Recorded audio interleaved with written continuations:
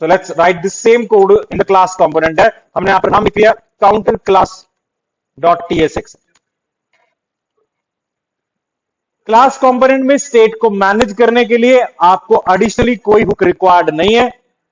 Class के पास एक instance variable define मिलेगा आपको जिसका नाम है state. It is a kind of object. इसका मतलब अगर मुझे अपनी स्टेट में 4 वेरिएबल्स को मेंटेन करना है तो 4 अलग अलग वेरिएबल नहीं चाहिए, एक ही ऑब्जेक्ट है, ऑब्जेक्ट के अंदर 4 क्या डाली जाएंगी, कीज डाली जाएगी, की वैल्यू के ऊपर बेस रखा जाएगा, ठीक है ना।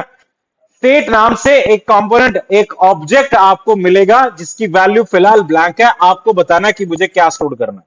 तो पहला काम तो क्लास कंपोनेंट के लिए क्या था, react comma component from react से ऐड कर लेते हैं, ठीक है। देन आपने क्या बनाया, एक class component. So let's say called export default class component, means एक क्लास बनानी है।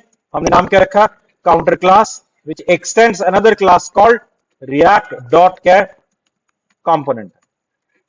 एक और क्लास बना लो। हम इस क्लास के अंदर पता है कि क्या बनाना होता है, there must exist a function called render, this render function will return what, the JSX। फिलहाल बिल्कुल सेम पहले की तरह हम कर रहे हैं, स्टेट मैनेज करनी है।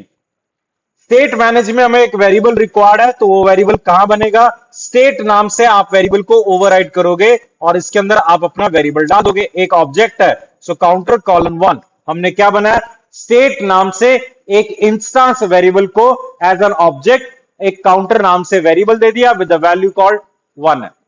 कोई हुक यूज नहीं करना, ऑलरेडी आपको एक स्टेट नाम से ऑब्जेक्ट मिला, आपने तो सिर्फ उसका स्ट्रक्चर बता दिया काउंटर कॉलन 1। अब बाकी सेम रहेगा कि अगर मैं यहां पर क्या यूज कर रहा था, डिव, और मैंने यहां पर लिखा काउंटर कॉलन वैल्यू प्रिंट करनी है। ये वैल्यू कहां पड़ी है, मेरी इंस्टेंस के स्टेट वेरिएबल के पास पड़ी है। तो कैसे लिखते हैं इंस्टेंस को एक्सेस करने के लिए, दिस डॉट स्टेट, और स्टेट के पास भी फर्दर की कौन सी पड़ी है, काउंटर है, तो हमने this dot state dot counter print करवा दी। क्लास का वेरिएबल था, क्लास के वेरिएबल्स को एक्सेस करने के लिए दिस लगाना है, this dot state, but state क्या है, एक ऑब्जेक्ट है जिसके पास एक और की पड़ी है कॉल्ड काउंटर, तो this dot state dot counter. अब बिल्कुल सेम काम पहले की तरह हमने यहां पर क्या ऐड किया, एक बटन, बटन के ऑन क्लिक पर हमने फंक्शन कॉल कर दिया क्लिक हैंडलर, बिल्कुल सेम पहला प्लस बटन, जिसमें हम वैल्यू को क्या करें, इंक्रीज ही कर रहे हैं। तो आपने क्या बनाया, क्लिक हैंडलर एक फंक्शन। अब इस फंक्शन में भी मैं सेम पहले की तरह गलती कर रहा हूं, this dot state dot counter क्या कर रहा हूं, मतलब स्टेट के अंदर वेरिएबल पड़ा है काउंटर, उसे इंक्रीज कर रहा हूं। फिर वही बात आएगी कि पहले केस में तो, हुक्स के केस में तो मैंने बताया आपको कि एक वेरिएबल है और एक फंक्शन है, यूआई को रेंडर करवाना है तो फंक्शन के थ्रू क्या करना, अपडेट करना। क्लास कंपोनेंट में हमने कहा कि एक इंस्टेंस वेरिएबल है कॉल्ड स्टेट, स्टेट के ऑब्जेक्ट्स के अंदर वैल्यू पड़ी होंगी, आपने अपडेट करना है तो आप खुद स्टेट की वैल्यू को इंक्रीज कर सकते हो, बट इससे यूआई रेंडर नहीं होगा। तो अगर यूआई रेंडर करवाना है तो क्या यूज करेंगे, मेथड फिक्स्ड है, यहां पर सेट स्टेट है।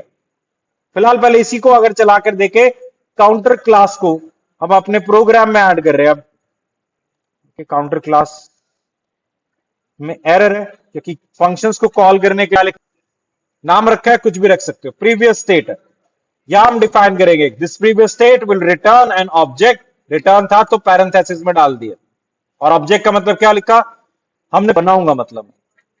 तो मैं यहां पर एक टाइप बना रहा हूं स्टेट टाइप, जिसमें कि क्या होगा, काउंटर कॉलम क्या पड़ा है, नंबर पड़ा।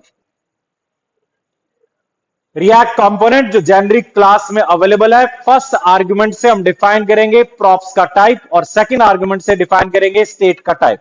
फिलहाल प्रॉप्स का तो मैं कुछ यूज कर नहीं रहा था, बट टाइप तो देना ही था, इसलिए मैंने क्या दे दिया, एनी, और सेकंड आर्गुमेंट में मैंने स्टेट का टाइप दे दिया, क्या है, स्टेट टाइप है, which contain a variable called counter with the type called number है। वो एरर हट गया अपने, क्योंकि अब दिस डॉट स्टेट को प्रीवियस स्टेट का टाइप पता लगा, what is the type of previous state is what, state type का, और स्टेट टाइप में क्या पड़ा हुआ है, काउंटर पड़ा हुआ है, तो प्रीवियस स्टेट को काउंटर का पता है। ये कोड अब मैं 3 बार ही रिपीट कर रहा हूं पहले की तरह, लेकिन अब क्योंकि तीनों स्टेट्स क्या यूज कर रही है, प्रीवियस स्टेट का यूज कर रही है, तो तीन अलग अलग अपडेट होंगे। इसका मतलब यहां मुझे अब वैल्यू तीन इंक्रीमेंटेड मिलेगी। तो जब मल्टीपल अपडेट्स हो रहे हो स्टेट के ऊपर, ध्यान रखना रिएक्ट तो ये मान रहा है मल्टीपल अपडेट कर रहे हो तो अलग अलग वेरिएबल्स पे कर रहे हो। तीनों स्टेट है तो मैं तीनों को एक ही साथ ही अपडेट कर दूंगा। तीन अलग अलग वेरिएबल्स है, तीनों को अलग अलग कर दूंगा। हमारे केस में इश्यू आया एग्जैक्टली हम एक ही वेरिएबल को तीन बार अपडेट कर रहे थे, इसीलिए उसने सिर्फ क्या लिया, एक ही ऑपरेशन लिया। अगर होता ए इंक्रीमेंट हो रहा है, बी इंक्रीमेंट हो रहा है, सी इंक्रीमेंट हो रहा है, तो रेंडर पे तीनों कंपोनेंट अलग अलग ही चलेंगे। फर्क सिर्फ इतना होगा, मुझे रिएक्ट का यूआई कब अपडेट करना है। मैंने देखा तीन स्टेटमेंट है तो पहले बता दो भाई, ए करना है, बी करना है, सी करना है, बस तो अब मैं जाके तीनों को अपडेट कर देता हूं। इंस्टेड कि मैं ए आने पर रेंडर करूं, बी आने पर रेंडर करूं, सी आने पर रेंडर करूं, तीन कंबाइन थी, कंबाइन करके एक बना दी। अलग अलग वेरिएबल्स होंगे तो काम करेगा, सेम वेरिएबल थे, कंबाइन करके एक ही स्टेटमेंट में एक ही इंक्रीमेंट हुआ।